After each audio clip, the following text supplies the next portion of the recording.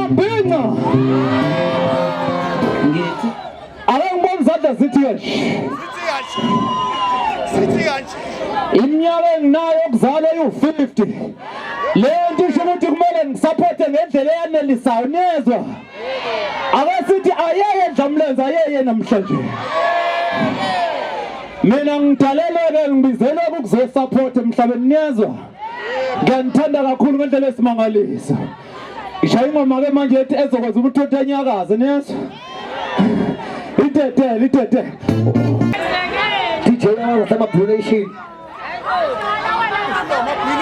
uyawazi kahle ama-brulation. Injalo-ke indaba wey'ngane zakwethu lisho kanjalo-ke ithwasa lekhansela emcimbini kakhuzane okade use-workshop-ke lisho ukuthi-ke lona-ke emhlabeni lizele ukuzoseka-ke laphana wey'ngane zakwethu. Mina ngiyafisa-ke ukuze uvo lwakho ukuthi wena ngabe kuthini okwakho ukuphawula ngalolu daba-ke sidibane laphana kwi-comment section ngizwe uvo lwakho ukuthi wena ngabe kuthini okwakho ukuphawula ngalolu daba.